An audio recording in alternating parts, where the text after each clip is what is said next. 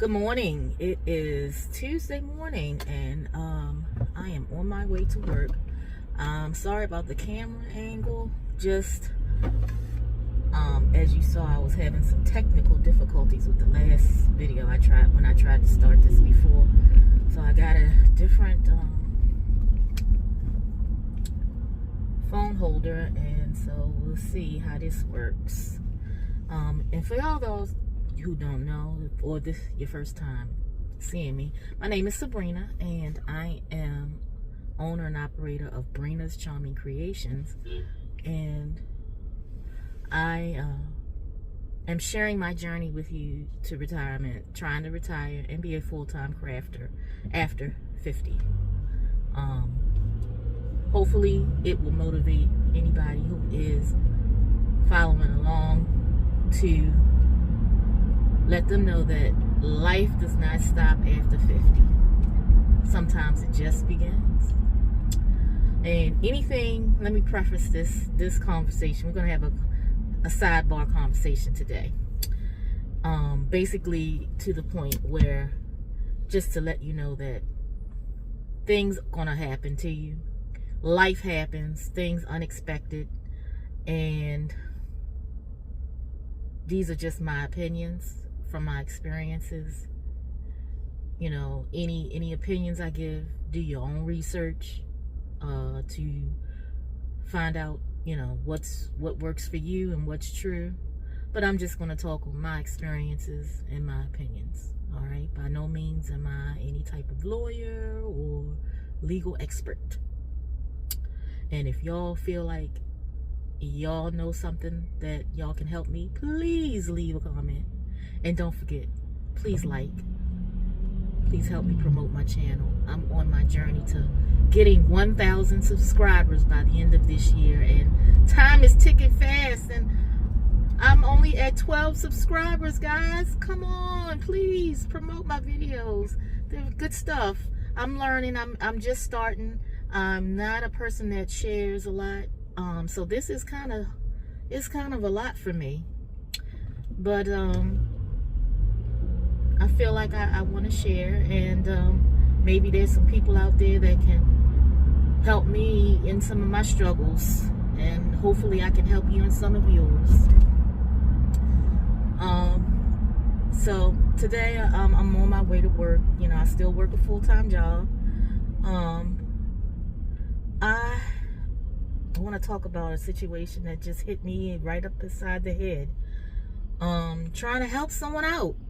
You know, I'm not against helping people, but what I will say to you is, please be wise and think twice before co-signing anything. I don't care who it is. I don't care how much you love them. I don't care, because they can tear you up if they do not pay that bill. Short story. My goddaughter, or I guess you can say she wasn't really my goddaughter, but basically I was dating a guy for a long time. And at the time when I started dating him, his daughter was about 12 years old. We were together until she became an adult. So she looked at me like, you know, we were close, like I was a second mother to her. And I love her, and I still love her. This happened about, you know, it's been some years. And she was having some struggles. She has a lot of kids at a young age, and she was having some struggles, and so I figured, okay, let me help her out. And I signed for an apartment for her. Well, she promised and promised and promised and promised me that she's gonna do good, because, you know, she was gonna do good. She wasn't gonna let me down. She wasn't gonna mess me over.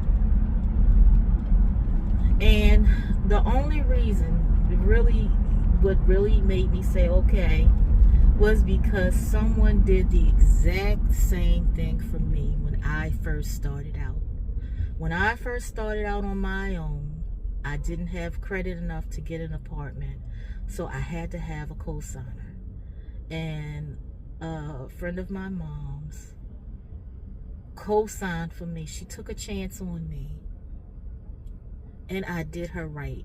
I paid, I did well, and ended up, I paid my rent on time, and there was no problems. So in my mind, I'm like, somebody did it for me, let me pay it forward, even though inside I'm like, I don't know. Always listen to your inner instincts, okay, guys? That's one lesson I've learned in my as I've matured, is listen to your inner instincts. So I went ahead and I did it, and the first year was fine. She did great. I was so proud. I was like, phew, thank the Lord, she did right. Second year go by, okay, she's still, I'm doing okay, but it never occurred to me to,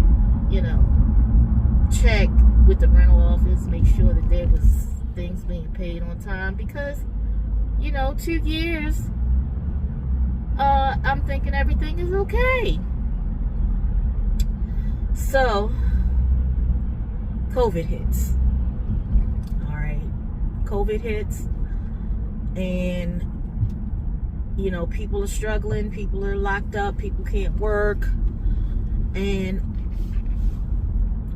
places, they put a mandate on places, and it never dawned on me, because with everything going on with COVID, I'm a nurse, so I'm right in the thick of it. I'm not thinking about nobody paying rent or anything like that, because I have my own issues that I'm dealing with.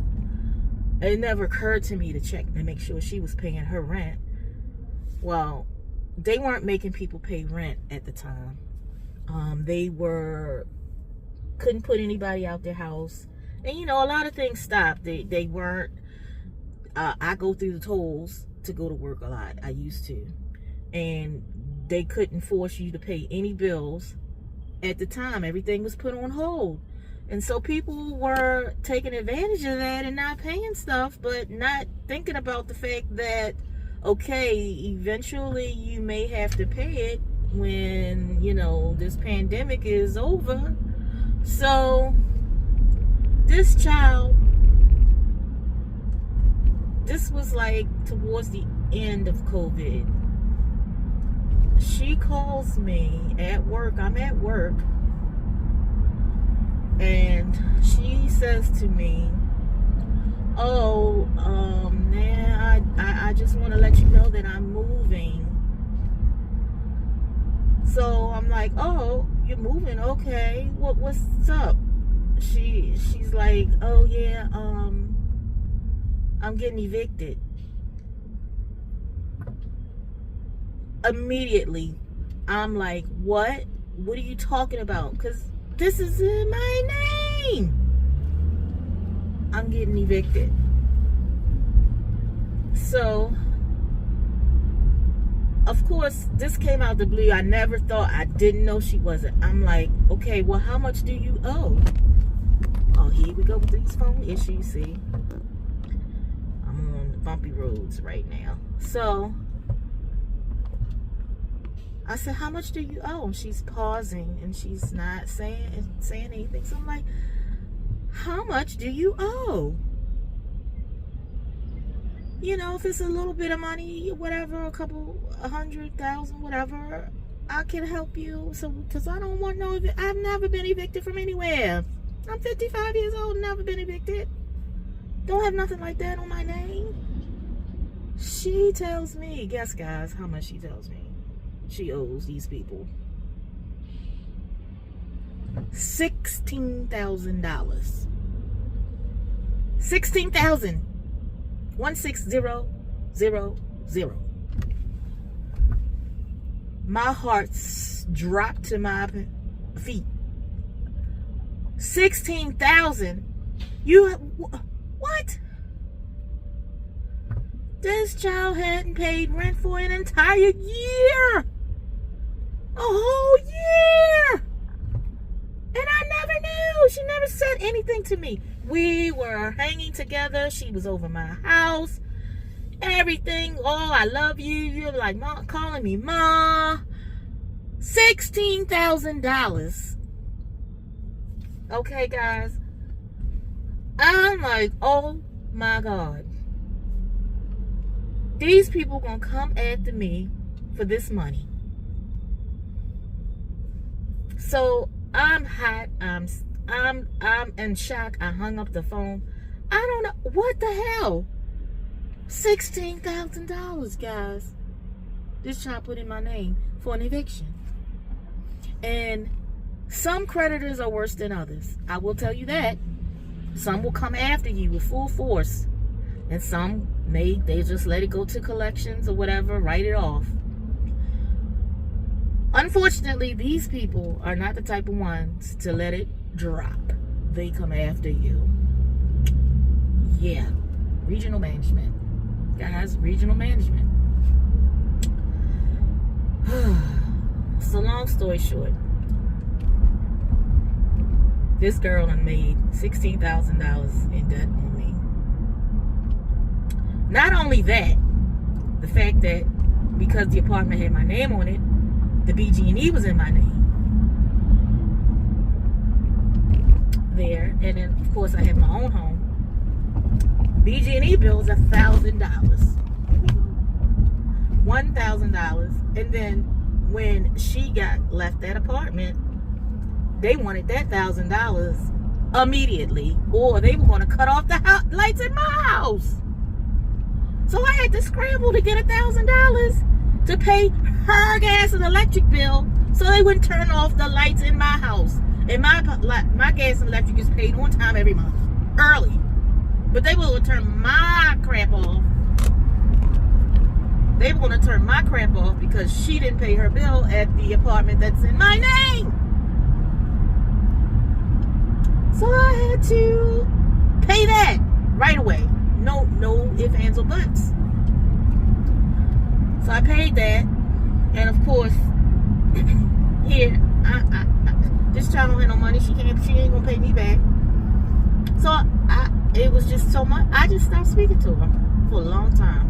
So I can't do it. I can't do it. I don't know how do you forgive somebody for doing that to you? Someone that calls you mom, and you did everything. You go out of your way. You don't know the stuff I've done for her and her kids. And she did this to me. It's not like I'm a millionaire and I can just pay these. And even if I was, you don't do that to people, especially ones you're supposed to care about. So here we are. I'm like, okay, let me call and see if I can make some type of arrangements. Can you imagine having to pay somebody else's debt? It's bad enough most people don't want to pay their own debt, but having to pay someone else's debt because you call yourself helping them. So I called, and part of this is, I ain't gonna say it's my fault, but yeah, well, it is kind of that they're coming after me because they made arrangements. I was like, okay. So they said, okay, you can pay the debt. It's like we made arrangements. I was going to pay them $200 a month. But y'all, I did good for a while, for a few months. It was struggling. How are you going to keep paying somebody else's bill? It was just, I don't know. It just was something in me. So I started missing the payments here and there. Because it was just so hard for me to have to pay somebody else's debt. I had my own debt. That money could be going to my debts. So, next thing you know, a year goes by. And I get a letter. Oh, they're taking me to court. I guess I should be paying that debt, huh? So I call these people and I try to make arrangements with them. And they say, okay. So I'm like, I got a lot of my other debts. okay, how can we do $100 a month or whatever? And they're like, no, well, that's not enough. They're not, we want 300. 300 for somebody else's debt? Oh my God. Yeah, if we do that, we won't charge interest. Cause now, okay, I told you it was 16. I already paid $1,000 for the gas and electric bill, and then they were adding interest and fees, which brought the debt up to $18,000. Y'all, $18,000. $18,000 for somebody else's debt. So, okay, they said, well, we'll settle for 15 if you pay $300 a month. All right, no problem, no interest. You're gonna $300 a month. All right. So I started. I've been paying. I was paying $150 every 2 weeks. Every time I got paid, I paid the money. I'd send them a check for $150. And about 3 weeks ago, I think I missed one $150 payment, but I've been paying them pretty regular. So next thing I know, I open the mail and there's a letter from the courthouse. So I'm like, okay, this thing, y'all, I need a good phone. So I open it up and it says these people have went to the court to request a garnishment of my wages. Y'all, they want to take part of my paycheck. Can you imagine? And then at this point, not only are they charging lawyer fees of $3,000, court fees, bringing the debt total to almost $19,000 that they're gonna garnish my paycheck for. Somebody else's debt that I was trying to help. How do you get over that? I tried to forgive this child. I still tried to help her, even though she had this debt. And she turned around and started acting stupid to me again. So I cut her off again. And now I have these people coming after me to garnish my paycheck for $19,000. What do I do? And then I go to my job and I'm like, okay, how much are they trying to take out of my check? Oh my God.